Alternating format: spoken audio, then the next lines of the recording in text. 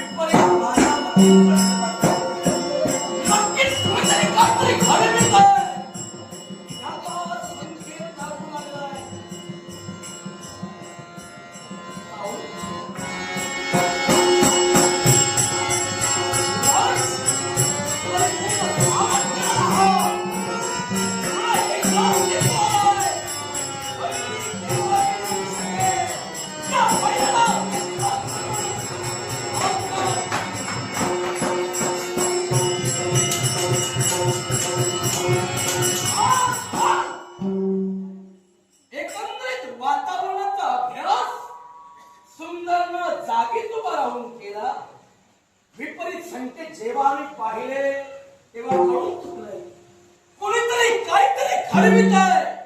कोणावर सावधानतेचा इशारा देऊ क्षणाला शस्त्राला शस्त्र भेटला. कोणा शस्त्राला शस्त्र का भेटला?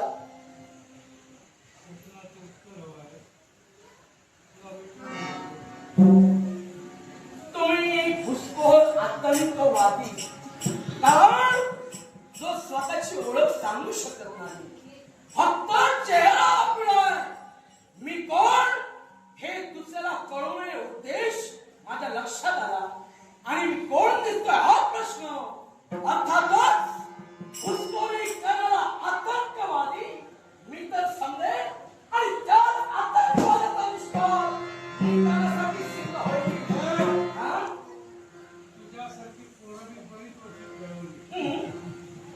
काय ते समजतोस हाती पुरातून बोलतोय पण माझ्या पुरातून एक मुलगी चिकट आहे.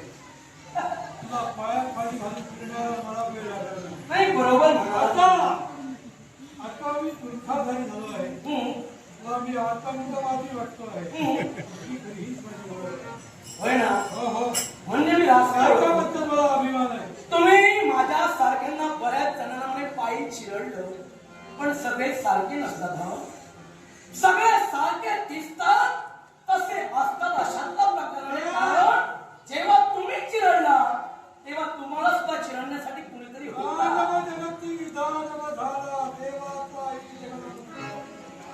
गोड कोठला तू तर पावर हे मात्र उद्दिष्ट आहे.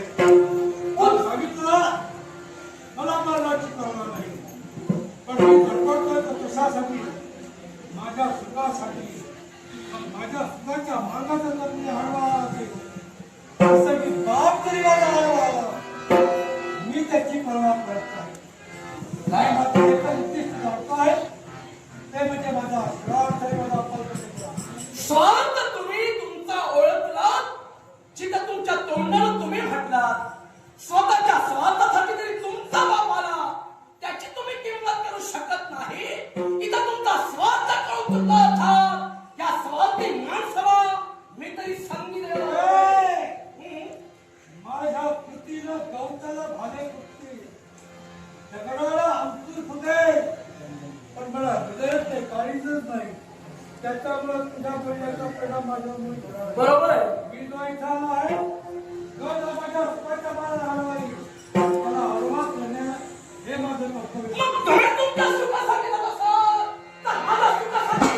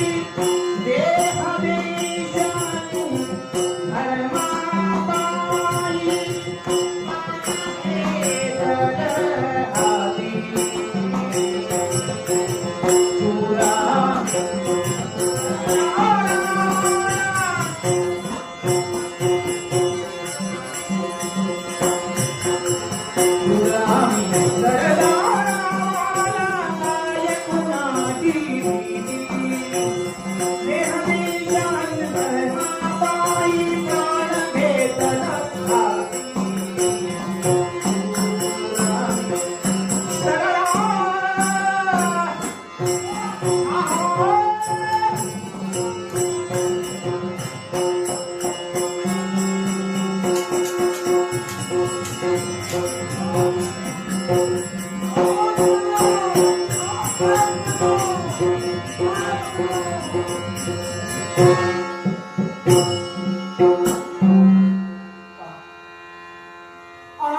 भावे होणे आपल्याला हे धावित्रीच्या भावी राजा आपल्या पायाचा पायी आपल्याला मानाचा मुद्रा करतोय. मानाचा मुद्रा मला केला, पण तो मान सन्मान मला राखीला. तोच मान सन्मान मी तुम्हाला देईन. नाही, यात मी असं मोठं काही केलेलं नाही. नाही ज्या सरदार घरात माझा जन्म झालेला आहे, ज्या मी तुमच्या सैन्यात भरती झालो, त्याच मी शपथ घेतलेली आहे. आणि मनोमन एकच ध्येय, आणि ते प्रत्येक शिपायाने खाली ठेवायला हवे. दृश्य अदृश्य शक्ती आम्हाला वेळोवेळी सांगताय. प्रत्येक सरदाराने एकच जिद्द अंतर आम्ही बाळगली पाहिजे. शूर आम्ही सरदार, आम्हाला काय कोणाची भीती. देश देव धर्मापायी प्राण घेतले हाती. जननी आणि जन्मभूमी याचा मान सारखाच आहे. म्हणूनच केवळ जन्मभूमीची क्षमा, राष्ट्रातील असंख्य माता भगिनी यांच्या इज्जती रक्षण करण्यासाठी आणि राष्ट्राचं भगवं दिशा याचा मान राखण्यासाठी वेळप्रत आमचे प्राण खर्ची गेले तरी त्याची आम्हाला पर्वा नाही. याचा शपथ आम्हाला जागायचं. जी शपथ तुम्ही घेतला त्या शपथीला जागला, पण कोण नाही.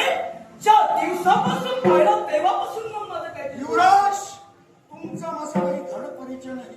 हो, पण हल्लीच तुमच्या सैन्यात आमची भरती झाली आणि केवळ तुमच्या राष्ट्राचा आधारस्तंभ ज्या चंडोल म्हणतात त्या चंडोलनं तुमच्या सैन्यात आम्हाला भरती केलेली आहे. स्वाभिमान मला वाटला, कारण अचूक देहाने अचूक निरीक्षण करून तुमची योग्यता जाणून तुम्हाला आमच्या राज्यात सेवक म्हणून घेतला. आणि आज हो, तुमचे पराक्रम जिंकले असा आणि तेच पराक्रम मी स्वतःच्या उघड्या डोळ्यांनी पाहिली तेव्हा मनानं ठरविलंय. कारण आज आमचा प्राणांतिक प्रसंगाला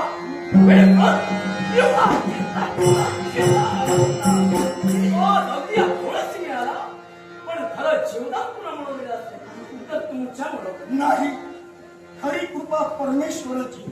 म्हणून एकदा आमचं येणं झालं तेव्हा जबाबदारी माती आणि केवळ पार पाडत असताना आम्ही दूरवरून पाहिलं अनेक तुम्ही एकट्या आधी संधी साधून तुमच्यावर हल्ला केला. पण दुर्दैवानं तुमचे पराक्रम कुठंतरी कमी पडले अगदी आणि हीच शक्ती साधून तुमचा सेवा करणं हे आम्ही बरोबर ठरवलं. आणि त्याच वेळी आमचे भाऊ कसे स्मरण व्हावं लागले. मागचा पुढचा विचार न करता या काळाच्या करादाराला निवडून घेतली अगदी आणि परमेश्वर ते करूनच केवळ आम्हाला यश आलं. यश आलं म्हणूनच मला कळत नाही मी तुम्हाला देव म्हणू की माझा पाठीला. मी तुम्हाला देव माणूस म्हणू की माझा भाऊ राहिला हेच मला कळत नाही. ना आपण की माया ममतेचा धागा कुठंतरी दुमला, त्या माया ममतेच्या धाग्यानं एक ओढ जशी घ्यावी तशी मनोमध्ये वाटू लागलो. जर का माझा भाऊ आला असता तर माझ्या भावानं माझ्या लहानपणापासून या वयापर्यंत मी लहानाचा मोठा झालो. अनेक माणसांच्या सहवासातून गेले. अनेक समय आम्ही खेळलो, बागडलो. पण तुम्हाला पाहता क्षणी माझ्या मनात जेवढी आपुलकी निर्माण झाली अशी आपुलकी कुणाच्याही बाबतीत माझ्या मनात आपुलकी माझ्याकडे तेच होऊ लागलं. कारण हे नातं जणू काही अगदी बालपणापासून असतं. हे माया ममतेचे धागे अगदी जन्मापासून मला वाटू लागलं न जाणू नकोय करा तुमचं माझं पूर्वजन्मीचं काही काही नातं संबंध नाही. असूही शकतं यात शंकाच नाही. पूर्व संचितही असू शकतं. त्या भगवंताला त्या परमेश्वराचे आभार मी माने, कारण या देव माणसाची मला गरज आहे. आतापर्यंत तुम्हाला अहो जावं म्हटलं, मान सन्मानही ठेवला, पण माझी एकच इच्छा आहे. ज्यानं पराक्रम केले त्याला पारितोषिक द्यायलाच हवंय. तुम्हाला तुमच्या पराक्रमाचं पारितोषिक हा, माझे बाबा जरूर देतील असते. पण माझा पराक्रमाचा मान सन्मान तुम्हाला करायचा. अगदी खरं. कोण तुमच्या मनाचा मोठेपणा? कारण या राष्ट्राचा अंकुर तुम्ही वाचविला, मला तुम्ही जीवदान दिला. अति तुमचा तुम्हाला त्याचा मोबदला बाबा देतील पण नको. त्यांच्याकडूनही मोबदला नको आणि एवढा तुमच्याकडून आम्हाला मोबदला नको. मोबदला फक्त आमच्याबद्दल जे प्रेम दाखवलं तेवढंच पुरेल, तेवढंच पुरेल. माया ममता आपुलकीला नको म्हणाला, मला काहीच नको. मग आपुलकीत जर का तुम्हाला हवी असेल, आपुलकी माया ममता असेल, मला एक मागायचं. काय बघायचं? मला एकच तुमच्या जवळ हवाय. काय? जीवनात मी असंख्य प्रसंग झेलले. प्रत्येक प्रसंगात माझ्या जीवनात मला मित्रही बरेच मिळाले. पण खरा प्राणांतिक प्रसंग जेव्हा निर्माण झाला, त्यानं मला वाचविलं, त्याच्याशी मला मैत्री करायची. मैत्री? अर्थात मित्रापासून हात तुला मला हवाय. युवराज, ही तर आपली पवित्र इच्छा. नुसती पवित्र इच्छा नव्हे, ही तुमची महान इच्छा आहे. मग या महान पवित्र इच्छेचा हा शाप कधी अनादर करणार नाही, अनादर करणार. केवळ या निसर्गाच्या साक्षीने, केवळ मित्रत्वाच्या नात्यानं मी तुमच्या हाती मित्रता देऊ शकतोय आणि भरवशाच्या शब्दाला सांगतोय, अखंड आयुष्यावर सावली रूपानं तुमच्या धन्य आहे. मैत्रीचा हात मनी होता माझा मित्र असा मित्र सखा